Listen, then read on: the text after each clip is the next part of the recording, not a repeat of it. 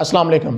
FSc part 1 chapter number 2 vector and equilibrium का जो topic आज हम डिस्कस करने जा रहे हैं वो है टॉर्क और मोमेंट ऑफ फोर्स। टॉर्क और मोमेंट ऑफ फोर्स क्या होता है और आप इसको अपनी डेली लाइफ में कैसे ऑब्जर्व करते हो, इन तमाम क्वेश्चंस के आंसर आज की इस वीडियो में आपको मिलेंगे। वीडियो के अंत तक क्लास में देखेगा। अगर आप फर्स्ट टाइम मेरी वीडियो देख रहे हैं तो मेरे चैनल को सब्सक्राइब करें, लाइक करें, शेयर करें और बेल आइकन का बटन जरूर प्रेस करें ताकि लेटेस्ट वीडियो आपको सबसे पहले मिले। तो टॉर्क को स्टार्ट करने से पहले मैं आपको बताना चाहूँगा, आपने देखा होगा जब एक आप डोर जो है उसको ओपन करते हैं या क्लोज करते हैं तो आप उसके अंदर एक टर्निंग इफेक्ट पैदा करते हो। इसी तरह से आप एक टैब जो है उसको जब ओपन करते हो या क्लोज करते हो तो आप क्या करते हो, आप एक टर्निंग इफेक्ट पैदा कर रहे हो। यहां पे क्वेश्चन ही आता है कि क्या हर टर्निंग इफेक्ट जो है वो टॉर्क प्रोड्यूस करेगा। इस क्वेश्चन का आंसर वीडियो में आगे चल के मैं आपको देने वाला हूं। इसी तरह से आपने इस पॉइंटर को भी रोजमर्रा जिंदगी में देखा होगा, आप पेन या बॉल पेन का इस्तेमाल किया होगा आपने, तो आपने उसके कैप को खोलने के लिए आप उसके अंदर क्या प्रोड्यूस कर रहे हो, आप उसके अंदर एक टर्निंग इफेक्ट प्रोड्यूस कर रहे हो।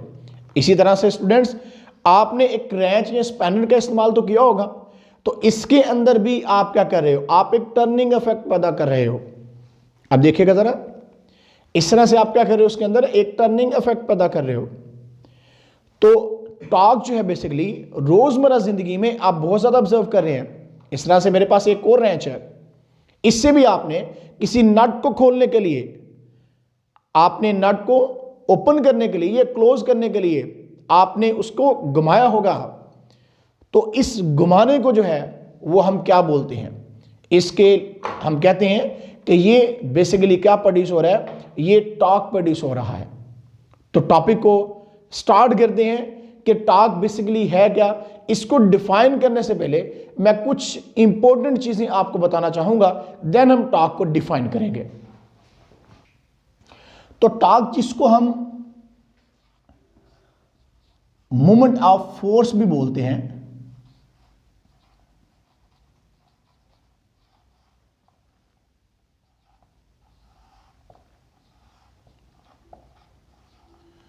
तो इसमें हमारे पास एक रेंच है, एक स्पैनर है। एक स्पैनर का इस्तेमाल हम किसी नट को ओपन करने के लिए या क्लोज करने के लिए इस्तेमाल करते हैं।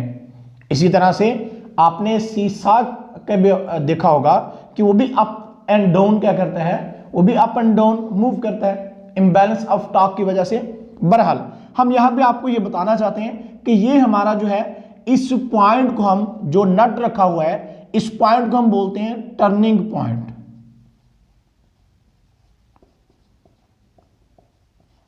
या इसको हम पिवट पॉइंट भी बोलते हैं।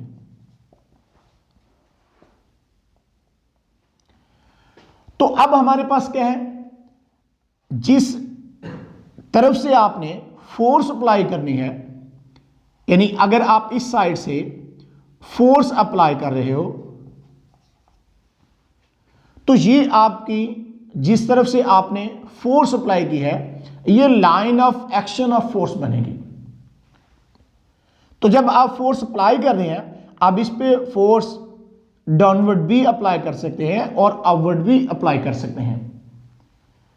जितने भी नट हैं दुनिया में, वो एंटी क्लॉकवाइज डायरेक्शन में क्या करते हैं, वो एंटी क्लॉकवाइज डायरेक्शन में ओपन होते हैं और क्लॉकवाइज डायरेक्शन में क्या होते हैं, इस डायरेक्शन में वो क्लोज होते हैं। यानी अगर एक नट को आपने खोलना है तो आपको स्पाइनर या रेंच को एंटी क्लॉकवाइज डायरेक्शन में घुमाना पड़ेगा। इसी तरह से अगर आपने एक नट को टाइट करना है तो आपको उसको क्लॉकवाइज डायरेक्शन में घुमाना पड़ता है। तो बहरहाल हम सबसे पहले यहां पे देखते हैं कि पिवट या एक्सिस ऑफ रोटेशन क्या होता है।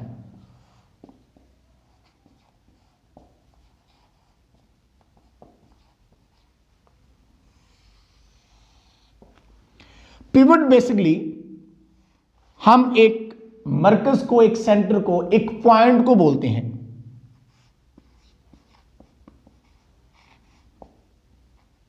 और एक्सिस ऑफ रोटेशन में एक्सिस क्या होता है?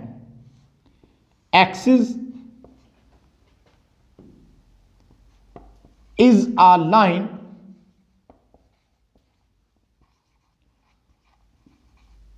around which a body rotates.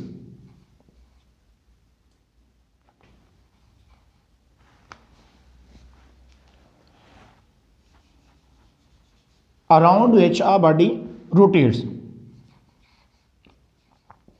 यानी एक्सिस क्या है?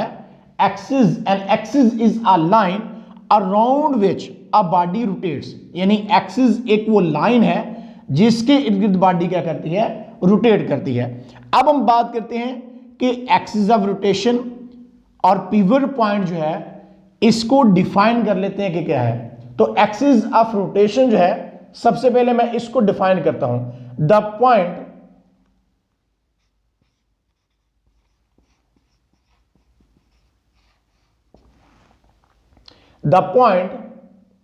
about which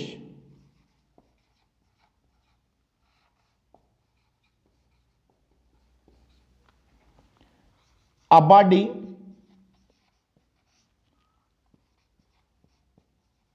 rotates। एक पॉइंट जिसके इर्द गिर्द बॉडी क्या करता है? रोटेट्स करता है। The point about which a body rotates, यानी जिस पॉइंट के इर्द गिर्द बॉडी रोटेट करेगी वो उसका पॉइंट क्या कहलाएगा? वो पिवट पॉइंट या एक्सिस ऑफ रोटेशन कहलाता है। लेकिन यहां पे मैं आपको पिवट और एक्सिस ऑफ रोटेशन के बारे में थोड़ा बताना चाहूंगा। अब जरा देखिएगा कि एक्सिस ऑफ रोटेशन क्या है। जब एक डोर को आप ओपन करते हो तो ये उसका एक्सिस ऑफ रोटेशन होता है। An axis is a line, यानी ये लाइन जो है, an axis is a line around which a body rotate. और एक्सिस ऑफ रोटेशन क्या होगा? जिस लाइन के इर्द गिर्द बॉडी क्या कर रही है? रोटेट कर रही है। एक डोर को ओपन या क्लोज किया आपने, तो डोर जिस लाइन के ऊपर रोटेट कर रहा है वही उसका एक्सिस ऑफ रोटेशन कहलाता है। लेकिन अगर इसका टॉप व्यू देखो, आप इसका एक टॉप व्यू देखो, तो ये जो एक पॉइंट बनता है, जस्ट लाइक जैसे ये पॉइंटर आपको नजर आ रहा है, तो ये जो उसका एक पॉइंट टॉप व्यू जो बनेगा वो इसका पिवट पॉइंट कहलाता है। पिवट या इसको हम पॉइंट बोल सकते हैं। तो एक्सिस ऑफ रोटेशन की डिफाइन आई थिंक आपको समझ आ गई है कि पिवट या एक्सिस ऑफ रोटेशन क्या होता है, और टॉर्क जो है वो प्रोड्यूस करता है रोटेशनल पिवट। अब हमारे पास क्या है? अब हम लाइन ऑफ एक्शन जो है इसको डिफाइन कर लेते हैं कि लाइन ऑफ एक्शन क्या है।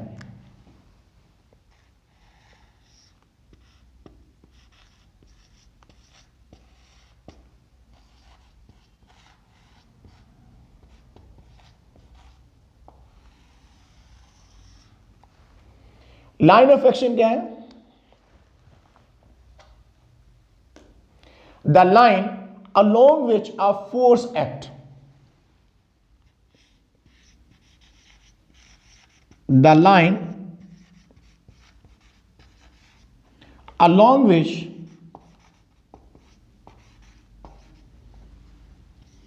a force acts। तो लाइन ऑफ एक्शन क्या है? जिस लाइन पे फोर्स एक्ट कर रही है वो उसकी लाइन ऑफ एक्शन कहलाती है। जस्ट लाइक ये हमारी एक लाइन ऑफ एक्शन है, ये लाइन ऑफ एक्शन है जिधर से हम फोर्स अप्लाई कर रहे हैं, और ये हमारा क्या है? एक पिवट पॉइंट है, टर्निंग पॉइंट है, ये उसका एक्सिस ऑफ रोटेशन है।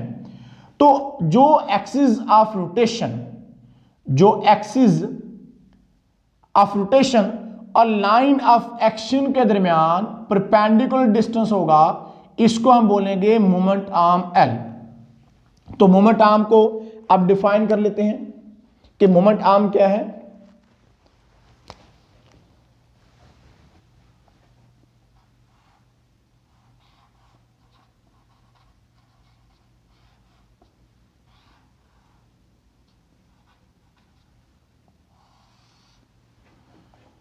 The perpendicular distance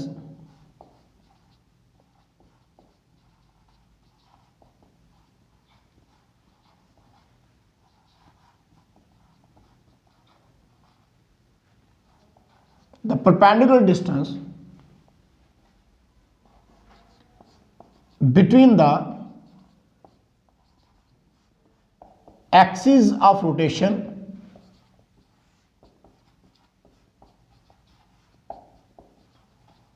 and line of action.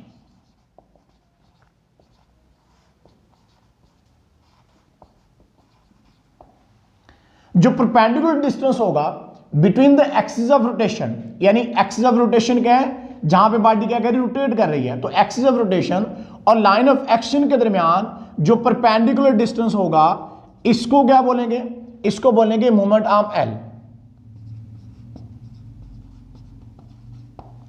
Line of action और जो एक्सिस ऑफ रोटेशन के दरमियान ये परपेंडिकुलर डिस्टेंस है, इसको हम क्या बोलते हैं, मोमेंट आर्म एल बोलते हैं। तो आई थिंक आपको समझ आ गया है कि मोमेंट आर्म क्या चीज है और एक्सिस ऑफ रोटेशन क्या चीज होती है और लाइन ऑफ एक्शन क्या चीज है। तो आपने देखा होगा कि जब हम परपेंडिकुलर फोर्स अप्लाई कर रहे होते हैं तो टर्निंग इफेक्ट ज्यादा आता है। यानी अगर आप समझें, ये मेरे पास एक क्रैंच है, इस पे मैं परपेंडिकुलर फोर्स लगाऊंगा, यानी इसका मोमेंट आर्म के साथ एंगल जो है वो 90 डिग्री बन रहा है, तो ये मैक्सिमम टर्निंग इफेक्ट प्रोड्यूस करेगा। इसी तरह से अगर आप टर्निंग इफेक्ट ज्यादा प्रोड्यूस करना चाहते हो तो आप इस मोमेंट आर्म की आप लंबाई को बढ़ा दो, आप इसकी लेंथ को बढ़ा दो, तो लेंथ के बढ़ाने से भी हमारे पास टर्निंग इफेक्ट क्या हो जाएगा, टर्निंग इफेक्ट ज्यादा प्रोड्यूस हो जाएगा। तो अब हम टॉर्क को डिफाइन करते हैं कि टॉर्क की डिफाइन क्या है।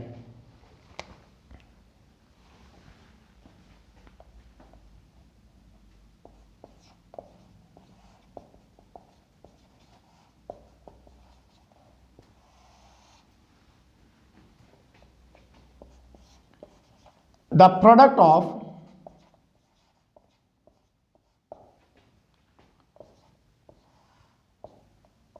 a force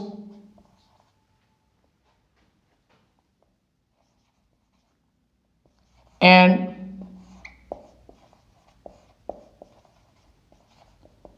perpendicular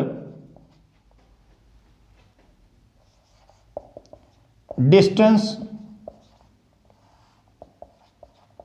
from the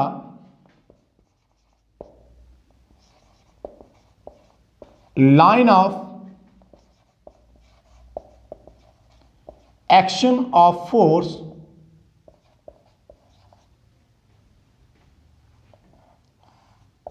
to the pivot or axis of rotation।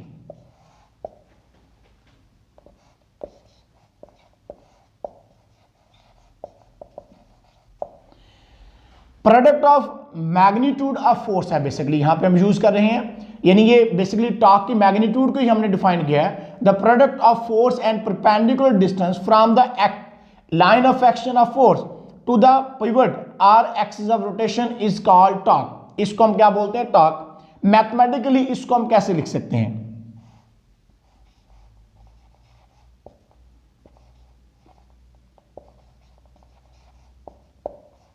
Mathematical form, torque is equal to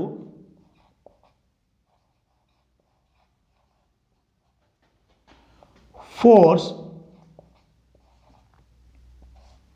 multiply movement arm.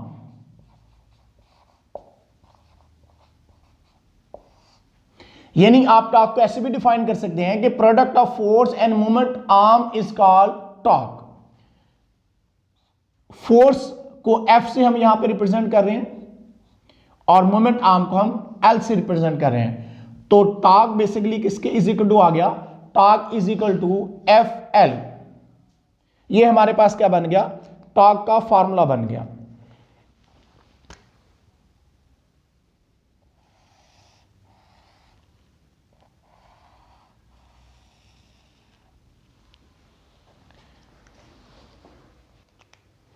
तो स्टूडेंट्स अब हम लिखते हैं कि टॉर्क डिपेंड किस पे करता है।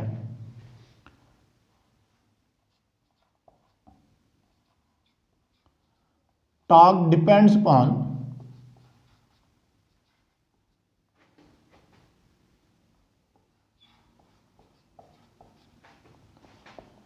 नंबर 1,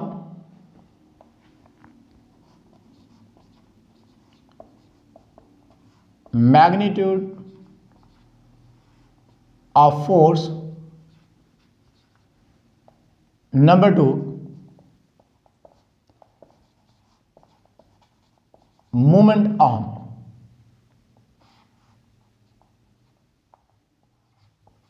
यानी अगर मैग्नीट्यूड ऑफ फोर्स बढ़ता है तो टर्निंग इफेक्ट बढ़ेगा, इसी तरह से अगर मोमेंट आर्म बढ़ता है तो टर्निंग इफेक्ट फिर भी क्या होगा, बढ़ेगा। एक्सप्लेनेशन में आप क्या लिखेंगे?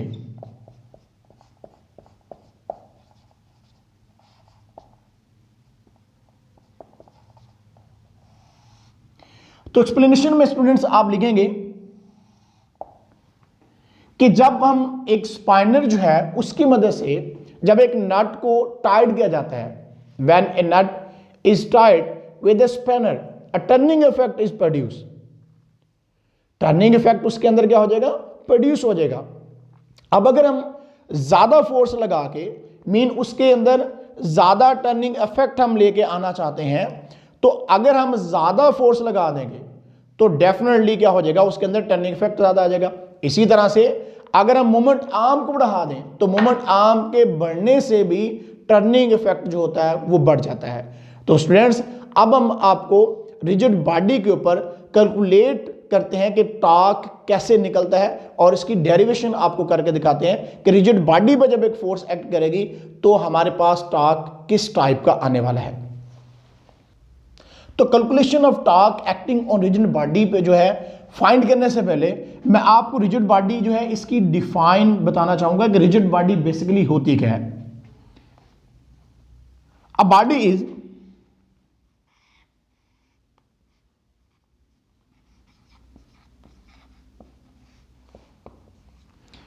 a body is composed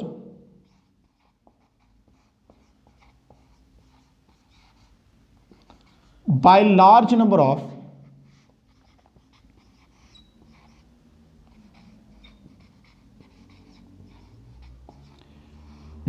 small particles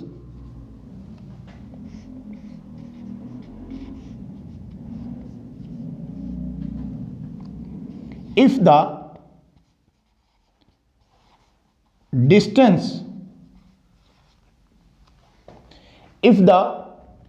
distance between all pair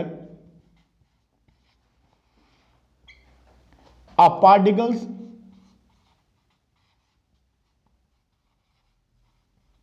do not change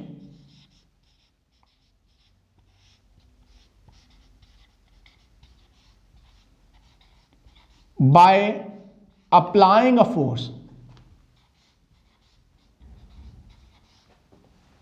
By applying a force.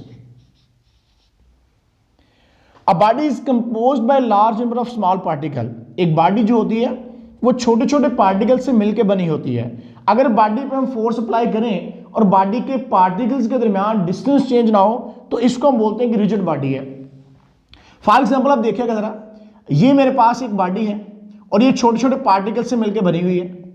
अब अगर मैं इस पे फोर्स अप्लाई करता हूं और फोर्स अप्लाई करने से ये पार्टिकल जो है वो अपनी जगह चेंज नहीं कर रहे तो ये रिजिड बॉडी होगी। इसी तरह से अगर एक बॉडी इस टाइप की है लेकिन जैसे मैंने इस पे फोर्स अप्लाई की तो वो इस तरह से होगी। अब उसके पार्टिकल ने क्या की, अपनी जगह तब्दील की। तो अगर पार्टिकल्स अपने डिस्टेंस को, अपनी जगह को चेंज कर लेंगे तो रिजिड बॉडी नहीं होगी। रिजिड बॉडी वो बॉडी होती है जिस पे हम फोर्स अप्लाई करें और उसके पार्टिकल्स के दरमियान डिस्टेंस चेंज ना हो। यही डिफाइन मैंने यहां पे लिखी है। A body is composed by large number of small particle if the distance between all pairs of the particle do not change by applying a force, that body is called rigid body। और यहां पे हम एक rigid body ही ले रहे हैं। ये हमारे पास एक है रिजिड बॉडी है। अब इस रिजिड बॉडी में जरा देखिएगा कि इसमें एक हमारा एक्सिस ऑफ रोटेशन है जिसको हम पिवट पॉइंट भी बोलते हैं। और एक दूसरा पॉइंट जिसको मैं P पॉइंट का नाम दे रहा हूं, इस पॉइंट को मैं एक्सिस ऑफ रोटेशन वाले पॉइंट को O पॉइंट का नाम देता हूं। मैं P पॉइंट पे एक फोर्स F अप्लाई करता हूं। अब ये फोर्स परपेंडिकुलर एक्ट नहीं कर रही, तो इसलिए इस फोर्स को मुझे क्या करना पड़ेगा, इसके कंपोनेंट में रिजॉल्व करना पड़ेगा। लेकिन उससे पहले ये हमारे पास OP क्या है, ये पोजीशन वेक्टर R है हमारे पास। तो अब इसकी कैलकुलेशन में जो मैंने बात लिखनी है वो लिखता हूं मैं, a force let a force F acts on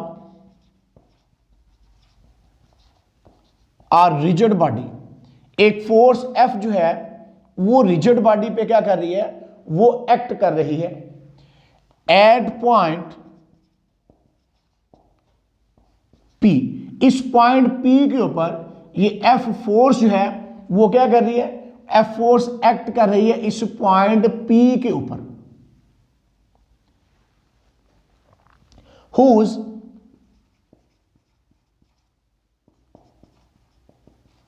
position vector relative to pivot O। अब पिवट पॉइंट हमारे पास क्या है, O इज R, यानी R is the position vector है। तो हमारे पास हमने लिखा है कि एट पॉइंट P पे एक फोर्स एक्ट कर रही है whose position vector relative to pivot, यानी ये पिवट पॉइंट है O के लिहाज से, जो क्या हमारे पास है, R है। तो अब हम क्या करेंगे, अब हम इस फोर्स को इसके परपेंडिकुलर कंपोनेंट्स के अंदर रिजॉल्व करेंगे। परपेंडिकुलर कंपोनेंट्स क्या होते हैं, इन्हीं फोर्स को आपने उसके कंपोनेंट में रिजॉल्व करना है। एक उसका फोर्स का कंपोनेंट Fx होता है और एक क्या होता है, Fy होता है। अब जरा देखिएगा यहां पे, ये हमने फोर्स एक्ट की, यहां पे इसका जो परपेंडिकुलर कंपोनेंट्स होगा वो ये होगा हमारे पास।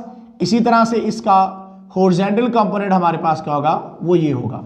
यानी फोर्स को उसके परपेंडिकुलर कंपोनेंट्स के अंदर हमने क्या कर दिया है, फोर्स को उसके परपेंडिकुलर कंपोनेंट्स के अंदर हमने रिजॉल्व कर दिया है। तो एक हमारे पास क्या आ जाएगा, उसका F sin थीटा कंपोनेंट आ जाएगा और एक हमारे पास क्या आ जाएगा, F cos थीटा कंपोनेंट आ जाएगा। तो ये F cos theta horizontal component है और वर्टिकली कंपोनेंट उसका क्या आ जाएगा, F sin ऑफ थीटा। और थीटा जो हमारा है, इस लाइन को मैं आगे बढ़ा देता हूं, थीटा हमारा एंगल बन रहा है पोजीशन वेक्टर R का फोर्स F के साथ जो एंगल बन रहा है वो थीटा है। तो अब हमने इस फोर्स को इसके कंपोनेंट में रिजॉल्व कर लिया, F sin थीटा और F cos थीटा के अंदर। यानी हम यहां पर लिखेंगे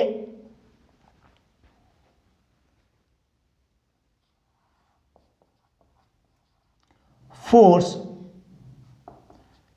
is resolved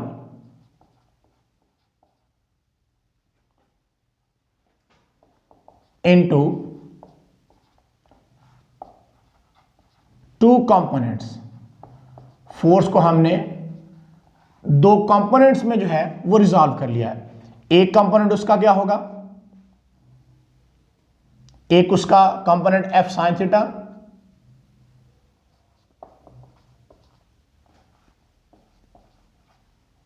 perpendicular to R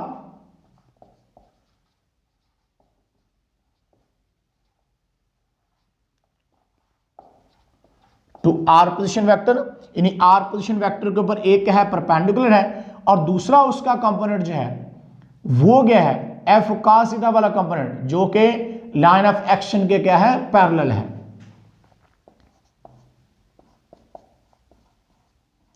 F cos theta along the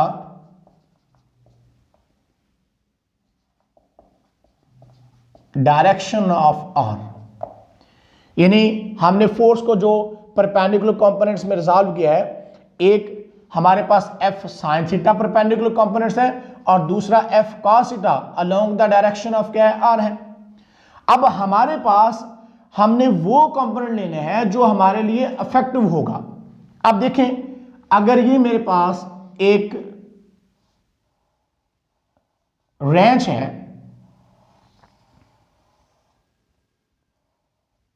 और इसके अंदर हमने एक नट लगा दिया है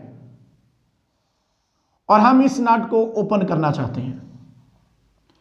अब अगर इस पे मैं इस तरह से फोर्स लगाऊं तो क्या ये नट ओपन हो जाएगा? क्या ये नट क्लोज हो जाएगा? तो आपका आंसर होगा कि नो, ये नट ना तो ओपन हो सकता है ना क्लोज हो सकता है इस तरह से। अलबत्ता अगर हम इस तरह से फोर्स लगाते हैं, यानी ऐसे फोर्स लगाते हैं या ऐसे फोर्स लगाएंगे, तो दोनों सूरतों में हमारे पास ये ओपन या क्लोज हो सकता है। यानी एक स्पाइनर ये मेरे पास है, आप देखिएगा, अगर नट इसके अंदर मैंने रखा हो, आप सपोज करें कि ये मेरे पास इसके अंदर मैंने क्या रख दिया, एक नट रख दिया। अब मैं ऐसे करूं इसको तो नट तो नहीं खुलने वाला, मैं इसको ऐसे करूं नट तो नहीं खुलने वाला। तो नट कब खुलेगा?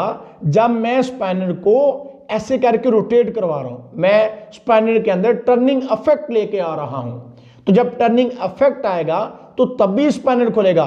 तो ये जो फोर्स लग रही है आपको नजर आ रही है, हमारे पास परपेंडिकुलर फोर्स लग रही है, तो इसलिए हमारे पास जो इफेक्टिव वैल्यू यहां पे है वो एफ साइन थीटा की वैल्यू है। यानी एफ साइन थीटा हमारे लिए यहां पे इफेक्टिव कंपोनेंट के तौर पर इस्तेमाल हो रहा है। एफ कॉस थीटा जो है वो हमारे लिए इफेक्टिव कंपोनेंट नहीं है, बिकॉज एफ कॉस थीटा जो है वो pass through the axis of rotation हो रहा है। मैं लिख देता हूं यहां पे F sine theta is effective but F cos theta is not effective because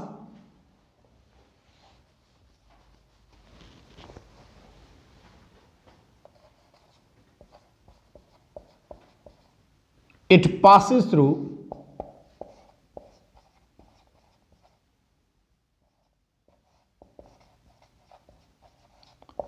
the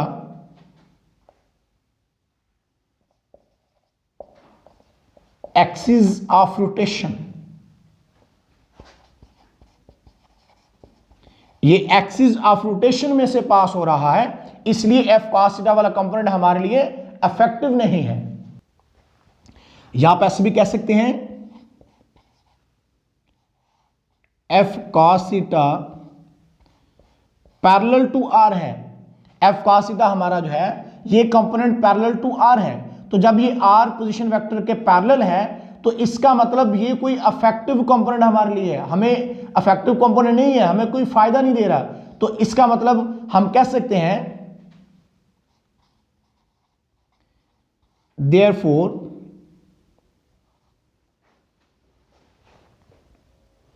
the torque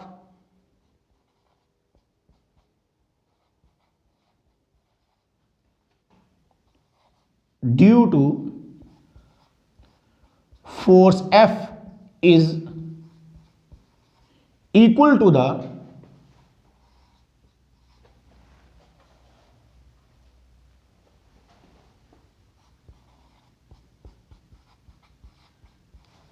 torque due to F sin theta only। यानी टॉर्क जो है वो फोर्स हमारे पास ये F वाली इफेक्टिव नहीं है, ये हमारे पास F cos theta effective component नहीं है, हमारे लिए इफेक्टिव कंपोनेंट क्या है? F sin थीटा वाला ही है। तो मैंने इसलिए लिखा है therefore the torque due to F is equal to the torque due to F sine theta only, कि एफ साइन थीटा वाला कंपोनेंट ही हमारे लिए क्या है? फायदेमंद है। तो हम मैथमेटिकली टॉर्क को कैसे लिख सकते हैं? फिर हम लिख सकते हैं torque is equal to F sine of theta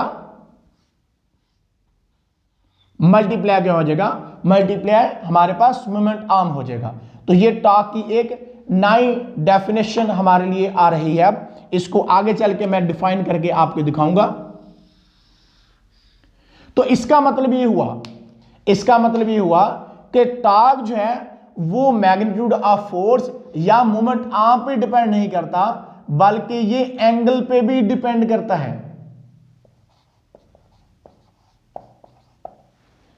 यानी टॉर्क फिर इसका मतलब 3 चीजों पे डिपेंड कर रहे हैं, मैग्नीट्यूड ऑफ फोर्स पे डिपेंड कर रहे हैं, ये मोमेंट आर्म पे डिपेंड कर रहे हैं, और ये एंगल पे भी डिपेंड कर रहे हैं कि एंगल आपका कौन सा बन रहा है, बिकॉज रिलेशन के अंदर हमारे पास एंगल भी आ गया है।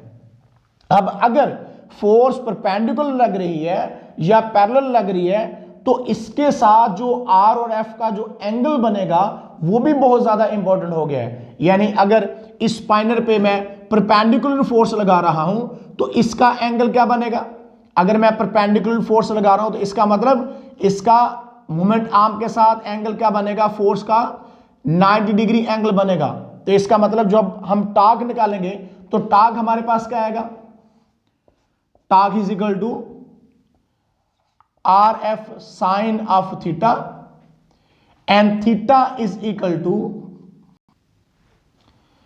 90 डिग्री, यानी थीटा हमारा कितने के इक्वल है, 90 डिग्री के इक्वल है। तो टॉर्क हमारे पास क्या आने वाला देखिएगा जरा, are F sine of 90 degree, और हम जानते हैं साइन 90 डिग्री जो है वो इज इक्वल टू 1 होता है। सो टॉर्क हमारे पास क्या आ जाएगा, तब टॉर्क हमारे पास तब मैक्सिमम आ जाएगा। इसी तरह से अगर हमारे पास थीटा जो है वो 0 डिग्री हो तो फिर टॉर्क क्या होगा, tau is equal to R F sine of theta and theta is equal to 0 degree. So अब टॉर्क क्या आएगा, जब थीटा हमारे पास 0 डिग्री होगा तो टॉर्क हमारे पास क्या हो जाएगा, 0 हो जाएगा, यानी टर्निंग इफेक्ट 0 हो जाएगा। तो अब वो क्वेश्चन जिसका आंसर मैंने कहा था मैं वीडियो में आगे चल के बताने वाला हूं, कि मैंने कहा था कि जब कोई बॉडी के अंदर टर्निंग इफेक्ट पैदा होता है तो क्या हर टर्निंग इफेक्ट वाली बॉडी के अंदर टॉर्क होगा। तो जब कोई बॉडी टर्निंग इफेक्ट करती है तो उसके लिए कंडीशन है वो टर्निंग इफेक्ट जो हो वो एकदम से हो या ऐसा ऐसा हो। यानी अगर एक पंखा तेजी के साथ घूमता जा रहा है विद यूनिफॉर्म वेलोसिटी के साथ, तो उसमें टर्निंग इफेक्ट नहीं होगा।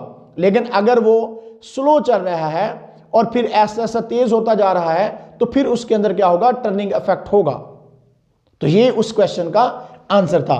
तो बहरहाल हमने अभी फोर्स को उसके कंपोनेंट में रिजॉल्व करके आपको निकाल के दिखाया कि टॉर्क जो हमारे पास है वो क्या आता है। अब हम फोर्स की बजाय हम इसके पोजीशन वेक्टर जो है उसको भी इसके कंपोनेंट में रिजॉल्व कर सकते हैं। तो वो कैसे करते हैं वो आपको करके दिखाते हैं। तो इससे पहले हमने फोर्स को उसके कंपोनेंट में रिजॉल्व किया था। अब हमने पोजीशन वेक्टर जो है इसको इसके कंपोनेंट में हमने क्या कर दिया, रिजॉल्व कर दिया। तो इसका एक कंपोनेंट हमारे पास आर साइन थीटा है जो कि हमारे लिए अफेक्टिव कंपोनेंट है। आर कॉस थीटा वाला कंपोनेंट हमारे लिए अफेक्टिव नहीं होगा बिकॉज वो लाइन ऑफ एक्शन में से पास हो जाएगा। तो इसलिए आर साइन थीटा जो है वो बेसिकली हमारे पास क्या होगा, फिर R sine theta is equal to moment arm. हमने बताया था कि परपेंडिकुलर फोर्स जब लगती है तो हमारे लिए टर्निंग इफेक्ट जो है वो मैक्सिमम आता है। तो आप देखें आर साइन थीटा जो है वो फोर्स के ऊपर क्या है, परपेंडिकुलर है। तो हमने टॉर्क को क्या डिफाइन किया था, tau is equal to force multiply moment arm.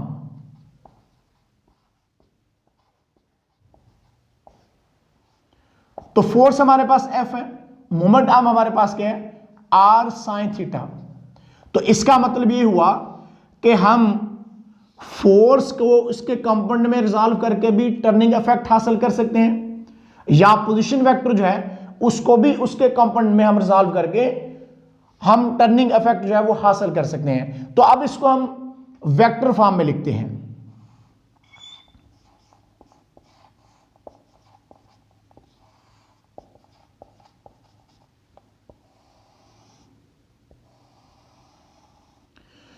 तो स्टूडेंट्स आपको याद होगा कि हमने वेक्टर और क्रॉस प्रोडक्ट पढ़ा था।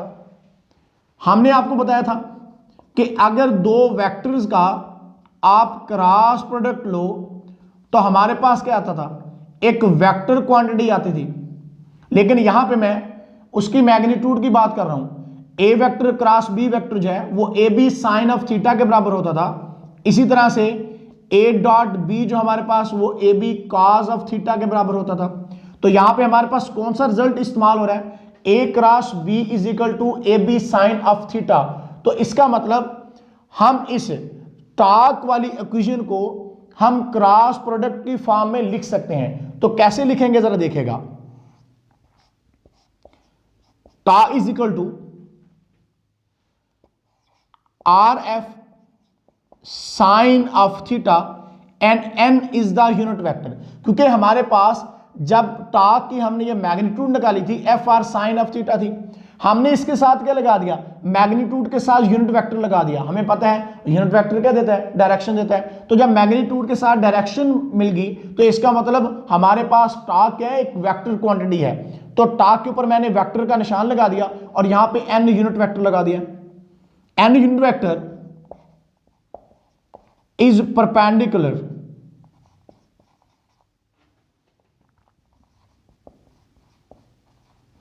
n unit vector is perpendicular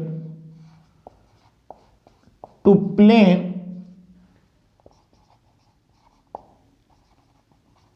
containing r and f।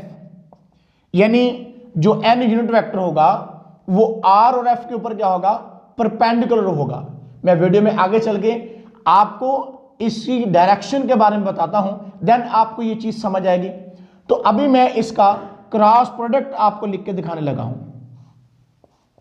टा इज इक्वल टू, इसको क्या लिख सकते हैं, आर क्रॉस एफ। तो इसका मतलब हमें टा की एक नई डेफिनेशन मिल गई है, क्या, cross product of position vector R and force F is also called torque. इसको मैं जरा हाईलाइट कर देता हूं।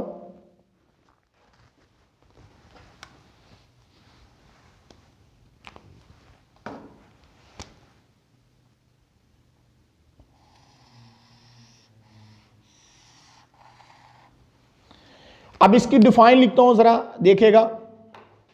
The cross product of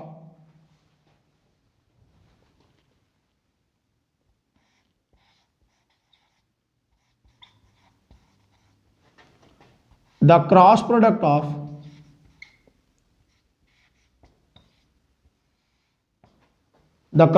of position vector r and force f is also called torque। ये टॉर्क एक बहुत ही सिंपल डेफिनेशन आपको मिल गई कि अगर हम पोजीशन वेक्टर r और फोर्स f का क्रॉस प्रोडक्ट ले लें तो हमारे पास क्या आ जाता है, हमारे पास टॉर्क आ जाता है। तो स्टूडेंट्स अब हम टॉर्क की डायरेक्शन की जानब चलते हैं कि टॉर्क की डायरेक्शन कैसे फाइंड करनी है हमने। तो स्टूडेंट्स हमने डेफिनेशन में भी देखा कि दो वेक्टर का अगर हम क्रॉस लेते हैं तो हमारे पास वेक्टर क्वांटिटी आती है। तो इसका मतलब ये हो कि टॉर्क हमारे पास का एक वेक्टर क्वांटिटी है। Torque is a vector quantity.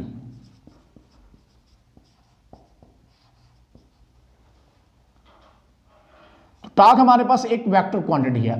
अब इसकी डायरेक्शन जो है, हम राइट हैंड ग्रिप रूल या राइट हैंड रूल से भी फाइंड कर सकते हैं, या राइट हैंड सिक्री रूल, इसके थ्रू भी इसकी डायरेक्शन फाइंड कर सकते हैं। अब जरा देखिएगा, ये मेरे पास एक टैब है, आपने इसको इस तरह से अपने राइट हैंड के अंदर पकड़ना है और आपने विद स्मॉलर एंगल के साथ इसको क्या करना है, मूव करवाना है। तो आपकी कर्लिंग फिंगर जो होगी वो in the direction of rotation होगी कि आपकी रोटेशन जो है वो काउंटर क्लॉकवाइज है या क्लॉकवाइज है, और थंब आपका जो होगा वो डायरेक्शन को शो करेगा। यानी कि टॉर्क की डायरेक्शन जो है वो अपवर्ड है या डाउनवर्ड है। यानी अगर मैं टैप को इस तरह से पकड़ रहा हूं तो अब की बार डायरेक्शन क्या है, अब की बार रोटेशन जरा देखें आप कि रोटेशन इसकी क्लॉकवाइज है और टॉर्क की डायरेक्शन किधर को है, टॉर्क की डायरेक्शन डाउनवर्ड है। और अगर मैं इस तरह से इस पे फोर्स अप्लाई कर रहा हूं तो मेरी कर्लिंग फिंगर जो है वो काउंटर क्लॉकवाइज डायरेक्शन में है और torque in the upward direction में है। तो इस तरह से आप टॉर्क की डायरेक्शन जो है वो राइट हैंड रूल के थ्रू फाइंड आउट कर सकते हो। और इसमें मैंने फार्मूले के अंदर भी आपको यहां पे बताया था कि torque is equal to R F sine of theta, N is the unit vector, N unit vector जो कि परपेंडिकुलर होगा to plane containing R and F, यानी प्लेन के अंदर जिधर आर और एफ पड़ा हुआ है हमारा उसके ऊपर यूनिट वेक्टर क्या होगा, वो उसके ऊपर नॉर्मल होगा, यानी यूनिट वेक्टर उसके ऊपर परपेंडिकुलर होगा। तो इस तरह से टॉर्क की हमने डायरेक्शन जो है उसके बारे में भी आपको बता दिया। अब टॉर्क के यूनिट के बारे में बात करते हैं।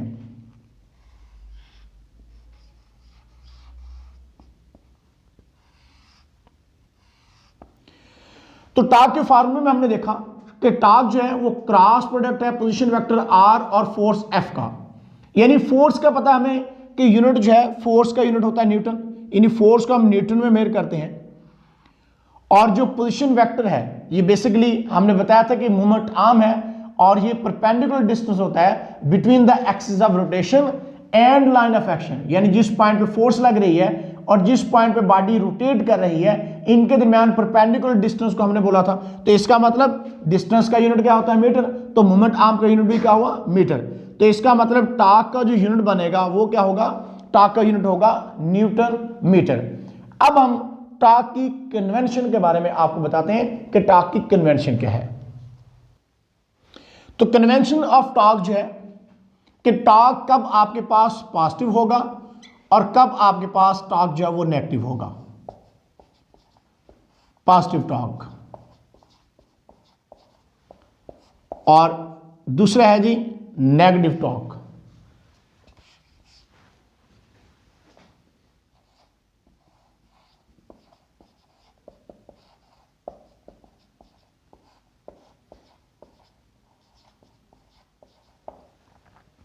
तो जब भी कोई बॉडी जो है वो in the counter clockwise direction यानी एंटी क्लॉकवाइज डायरेक्शन में रोटेट करेगी तो जो टर्निंग इफेक्ट होगा या टॉर्क जो होगा वो क्या होगा, वो पॉजिटिव होगा। यानी अगर एक टैब को मैं इस तरह से करके रोटेट करवा रहा हूं तो इसका मतलब मैं in the anti clockwise direction में इसको रोटेट करा रहा हूं, तो एंटी क्लॉकवाइज डायरेक्शन में टॉर्क क्या होगा, पॉजिटिव होगा। तो लिख देता हूं यहां पे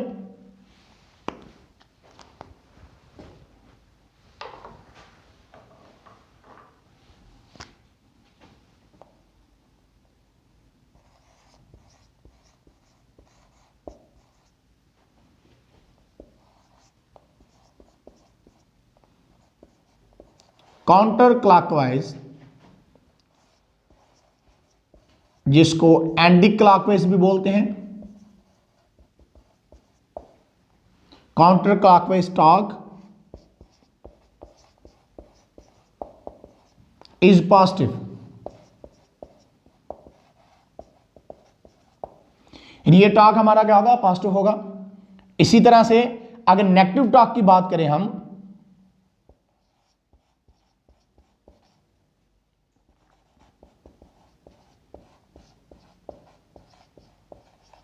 क्लॉकवाइज टॉर्क इज नेगेटिव।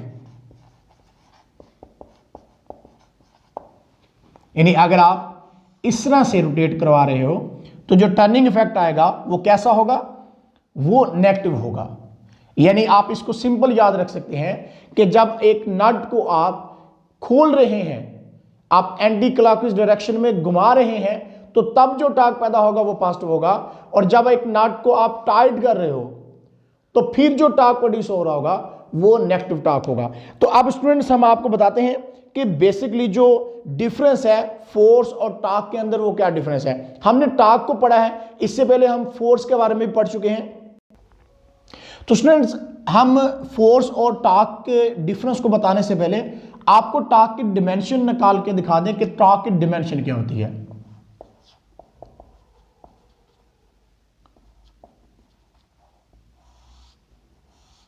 हमने टॉर्क का यूनिट पढ़ा है कि टॉर्क का यूनिट होता है न्यूटन मीटर।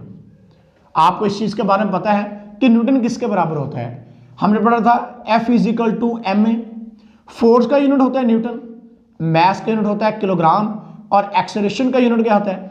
मीटर पर सेकंड स्क्वायर। सो हम इसको क्या लिख सकते हैं? हम केजी, मास है एम लिख सकते हैं, लेंथ का यूनिट मीटर होता है तो इसकी डिमेंशन क्या आ जाएगी? एल आ जाएगी। टाइम का यूनिट सेकंड होता है तो इसका मतलब इसकी डिमेंशन क्या आ जाएगी? टी आ जाएगी। T-2 लिख दूंगा इसको।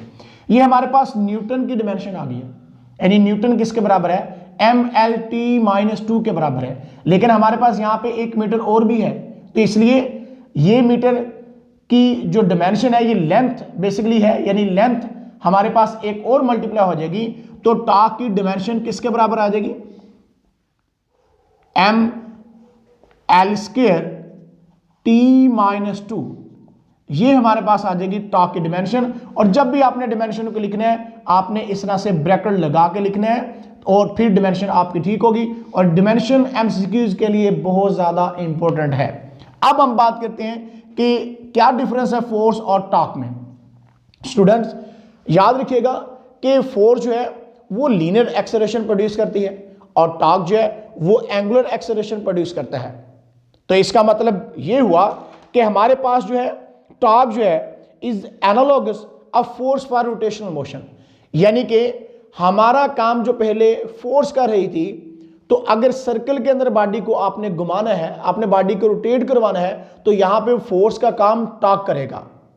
इसी तरह से अगर कोई बॉडी रेस्ट में है या यूनिफॉर्म एंगुलर वेलोसिटी के साथ वो मूव कर रही है, तो इसका एंगुलर एक्सेलरेशन क्या हो जाएगा? जीरो हो जाएगा। अगर एंगुलर एक्सेलरेशन जीरो हो जाएगा तो इसका मतलब उसमें टॉर्क क्या हो जाएगा? जीरो हो जाएगा। ये एक फार्मूला है, हम नेक्स्ट चैप्टर नंबर 5 में जाके पढ़ेंगे। मैं आपको लिख के बताता हूं जरा। Tau is equal to I alpha, यहां पे अल्फा क्या है? ये एंगुलर एक्सेलरेशन है। तो इसका मतलब जब आपका एंगुलर एक्सेलरेशन जीरो हो जाएगा तो टॉर्क क्या हो जाएगा आपके पास? तो टॉर्क आपके पास जीरो हो जाएगा। तो इस तरह से हमारा आज का एक बहुत ही इंपॉर्टेंट टॉपिक एमसीक्यूज और शॉर्ट क्वेश्चंस के लिहाज से बहुत ज्यादा इंपॉर्टेंट था टॉर्क, वो खत्म हुआ है। तो इससे पहले मैंने vector addition by rectangular components और प्रोडक्ट ऑफ वेक्टर, स्केलर और डॉट प्रोडक्ट, वेक्टर और क्रॉस प्रोडक्ट की वीडियो ऑलरेडी की हुई है, तो आप उन वीडियोस को क्लास में देखिएगा। तो आज के लिए इतने, फिर मिलेंगे इंशाल्लाह, तब तक अल्लाह हाफिज।